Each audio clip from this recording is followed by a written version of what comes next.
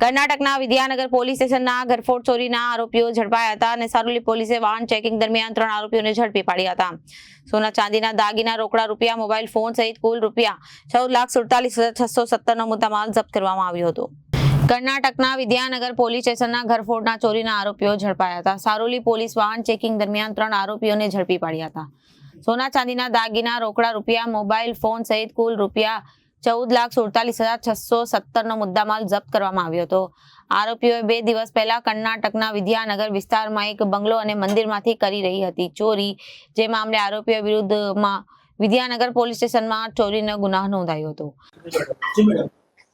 Saroli police સ્ટેશનમાં તારીખ 3 સપ્ટેમ્બરના રોજ સવારે 7:30ની આસપાસ અને 7:30 થી 9:30ની આસપાસ જ્યારે વાહન ચેકિંગ ચાલતું હતું, અત્યારે જે ગણપતિજીની શ્રીજીની સ્થાપના થયેલી છે અને એની સંવેદનશીલતાને ધ્યાનમાં રાખી અને રોજ આપણે સવાર સાંજ સુરત સિટીમાં ફૂટ પેટ્રોલિંગ થઈ રહ્યું છે અને જે વાહન ચેકિંગ ચાલે છે એમાં સવારે વાહન ચેકિંગ દરમિયાન 3 શંકાસ્પદ ઇસમો પોલીસની નજરે ચડ્યા કે જેમાં શ્યામસિંહ માનસી રાવત, ઉંમર વર્ષ 30, જેઓ રાજસ્થાન બ્યાવરના રહેવાસી છે.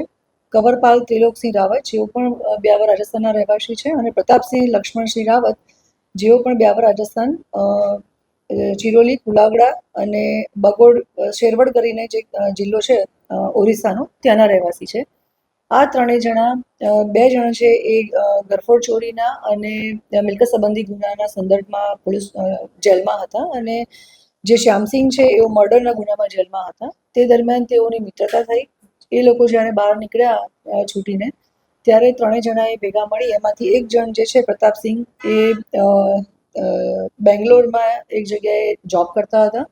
ત્યાં પોતાના મિત્રોને ટેલિફોનિક સંપર્ક કરી અને બોલાવ્યા. ત્યાં આસપાસના વિસ્તારમાં એ લોકોએ રેકી કરી અને જે મકાન અને બાજુમાં જે મંદિર હતું એની રેકી કરી અને ત્યાં રાત્રિ દરમિયાન એ લોકોએ 2 દિવસ પહેલાં ઘરફોડ ચોરી કરી.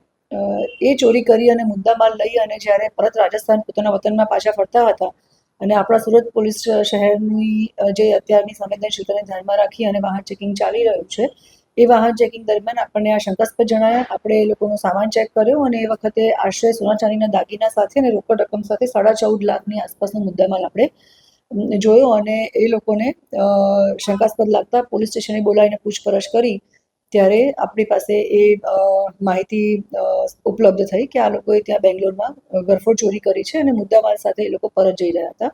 તો પોલીસે આ આખી સમગ્ર ઘટનામાં સરસ રીતે એક એલર્ટનેસ બતાવી અને વાહન ચેકિંગ દરમિયાન 2 દિવસ પહેલાં જ માત્ર જે ગુનો નોંધાયો છે બેંગ્લોરમાં, જે વિદ્યાનગર પોલીસ સ્ટેશન છે બેંગ્લોરમાં, એમાં જે ગુનો નોંધાયો છે એનું ડિટેક્શન કરી અને મુદ્દામાલ પણ રિકવર કર્યો છે. આપણે ત્યાં મેસેજ અપાયો છે અને કર્ણાટક વિદ્યાનગર પોલીસ સ્ટેશનની જે ચોકી છે એ ત્યાંથી પોલીસ સ્ટેશન છે ત્યાંથી એ લોકોની જે ટીમ છે રવાના થઈ ગઈ છે અને આપણે એમને મુદ્દામાલ અને આરોપીઓ હેન્ડઓવર કરી રહ્યા છીએ.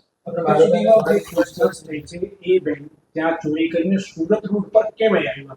શું અહીંયા કોઈ વેચવાના ફિરાકમાં હતા?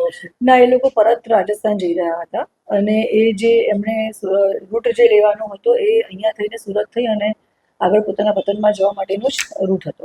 Reporter Arvind Rathod, Janadesh news, Surat.